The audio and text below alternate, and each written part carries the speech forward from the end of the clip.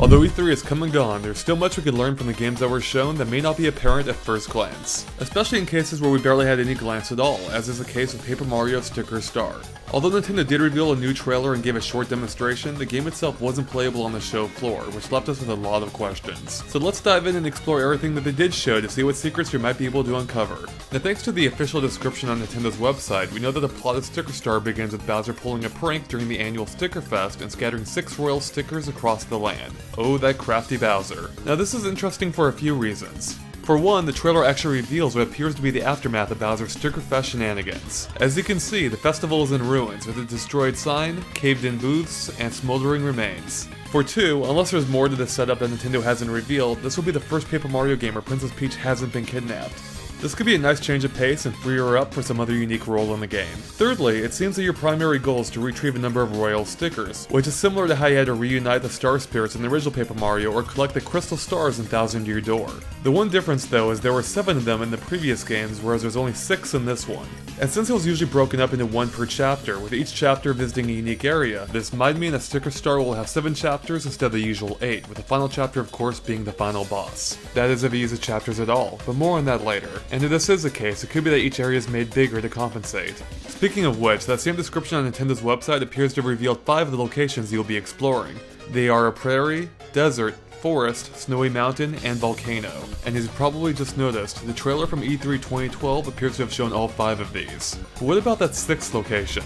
At first glance, there seems to be no sign of it in the trailer. But if we take a look at the trailer from last year's E3 instead, this apparent bomb battlefield seems to take place among some cliffs and mountainous peaks. Now let's take a close look at this bush here. It's pretty distinct from the others we've seen in the other locations. But if we go back to the trailer from this year's E3, we can see the exact same bush appears in one of the scenes, with a similar looking mountain backdrop even. This not only confirms the area is still in the game, but that seems to play a pretty significant role as well, which is why it might actually be the mysterious 6th location. Lending credence to this idea is the fact that there appears to be a boss fight here as well, which is something generally reserved for key areas. And we know it's the same area because of the similar looking mountains in the background. Of course, it is possible that's just a small part of a bigger area, but we like to think big.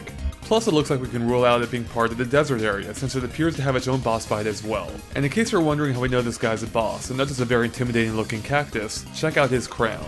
It looks very similar to the crown that one of the Goombas from the previous boss fight is wearing. And don't worry that he's smiling, these cactus enemies always smile, even when they're being eaten alive. Now if we take a look at the game's map as revealed in one of the screenshots, we can actually see some of the areas we've mentioned. Of course, you have the main town in the center, which is presumably where the Sticker Fest takes place.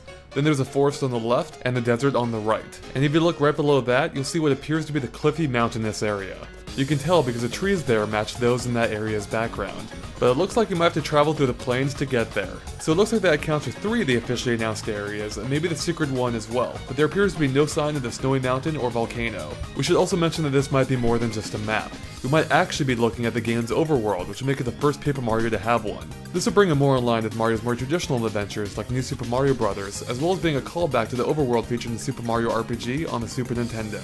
So it looks like each one of those spaces might actually be a unique area, or a level if you will. This is supported by the scene from the trailer that shows Mario reaching a goal, which suggests the game features a level-based progression system instead of a single connected world broken up into chapters, which is a pretty big change from how previous Paper Mario games worked. So assuming we're right, this might mean that though you'll still be visiting a small amount of distinct areas, they'll be broken up into several levels each. And if you look at the map again, you might notice that while most of the spaces are blue, one of them is red. If it's anything like New Super Mario Bros., this likely means a red space is a level that hasn't yet been completed.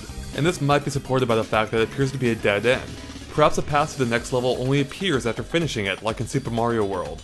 But in this case, the situation might be a little different since it's oceanfront property. Maybe it really is a dead end, or maybe you'll discover some way to cross the water to a faraway land. In the original Paper Mario, you rode a whale to reach the volcano. Perhaps it's the same situation here since there's no sign of the volcano otherwise. Regardless of where it leads, if we're right about the red spaces being unexplored locations, this suggests that the area appears relatively late in the game since every other area has been explored. Which would make sense if you used it to reach a faraway location, since the whale appeared toward the end of Paper Mario as well. Okay, we're almost done with the map, but there's one other thing that stands out. You see that shadow looking thing over in the desert? What is that? It's hard to tell, but let me show you what I think it might be by coloring it in. Yep, I think it looks like a pair of palm trees surrounding a sand dune. Maybe it's an oasis, similar to the one you find in the desert of the original Paper Mario. Or maybe its shadowy appearance is meant to represent a mirage. This is a desert after all. Or perhaps it simply marks a secret area that hasn't been found yet. Okay, that's enough about the map. Now let's take a look at a few other areas that are still unaccounted for, such as this dark area that seems to take place either at night or underground. Add to that the fact that a statue of Bowser's head makes an appearance, and we might be looking at one of the final areas of the game. Similar to this scene near the end of the original Paper Mario, where he encountered doors shaped after Bowser himself. Yeah, Bowser never was much for modesty. Then there's this river scene from last year's trailer.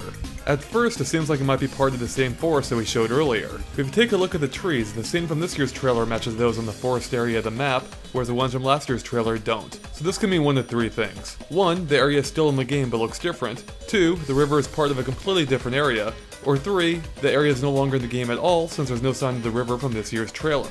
But since last year's trailer seems to retain a lot of the same elements, our guess is that the river is simply in another area of the game. Last year's trailer also revealed this underground area, and really the same basic idea applies. This could really fit into most any location, assuming it's still even in the game. It does seem to suggest that strictly side-scrolling sections might be in the game, which isn't the first for the series, as Super Paper Mario is primarily 2D based. Now let's get back to areas that we do know are in the game, like the forest. You may have noticed that there seem to be Bowser stickers plastered all over the place. These same stickers are also present at the Sticker Fest, and in both locations you can see Mario tearing one off to reveal a passageway of some kind. Perhaps these stickers indicate areas that Bowser's been in his attempts to stop Mario, though it seems he didn't do a very good job. Speaking of stickers, in case you haven't guessed, they play a major role in the game. They're plastered everywhere, and good thing too, since you'll need to collect a bunch of them as they represent your battle commands. Instead of choosing basic actions from a menu, you now queue up different attacks by selecting different stickers. And since they seem to be good for only one use each, you need to be on the lookout for them at all times. And it seems the stickers even come in shiny versions too, perhaps they're stronger than the ordinary versions. You'll also come across a variety of real-life objects in the game as well, which can then be converted into stickers at this Toad Shack. These stickers, like many in the game, are multi-purpose. For example, if you stick the fan sticker near this windmill, it'll turn the blades allowing Mario to reach the door. But if we take a look at last year's trailer, we can see that same sticker being used during battle to blow the enemies away. Speaking of battles, you may have noticed something missing compared to the previous Paper Marios. Mario doesn't seem to have any partners this time, either during battle or for traversing the world. This is a pretty drastic change, as partners played an important strategic role in the previous games. But if we take one more look at last year's trailer, we can see a single scene where Mario appears to have a Toad for a partner. It is possible that the Toad is just tagging along, though that's not really something the Paper Mario games have done before. Plus there are enemies present, which heavily suggests he might play a role in battle. But again, this is from last year's trailer, so it may not even be in the game at all anymore. Fortunately, this year's trailer makes it clear that some battle features do return, such as getting a jump start on the enemies, as well as the timed action commands. Okay, we're just about done here, but there are a few more things that didn't really fit into the earlier sections. First off, let's take a look at this desert scene again. Such a freaking Yoshi Sphinx. Not only is that awesome, but it strongly suggests Yoshi will be back in some gameplay fashion as well. There also appears to be some kind of treasure on its tongue, with no apparent way to reach it. If you look at Yoshi's head itself, it appears that there's seams in it. Perhaps it opens up like a missile silo to allow you access. Now if we move forward a few seconds, we can see a Shy Guy mariachi. Perhaps these are friendly Shy Guys? Though it begs the question, if they're so shy, why are they in a mariachi? And if we look right above them, we can see what appears to be the level's goal. And that brings us to our final reveal. When you reach the goal, a background pattern appears behind Mario. Now mushrooms and flowers are nothing new for turn-based Paper Marios, but the star is, and the note block looks like it's straight out of Mario 3. What's it doing here? Could these be new items or power-ups? Or maybe they're just a background pattern. And with that, our analysis of Paper Mario Sticker Star is complete. Hopefully you enjoyed watching, and as always, make sure to let us know if we missed anything by posting in the comments. Thanks for watching, and make sure to stay tuned to GameXplain.com for more analysis videos and all things gaming.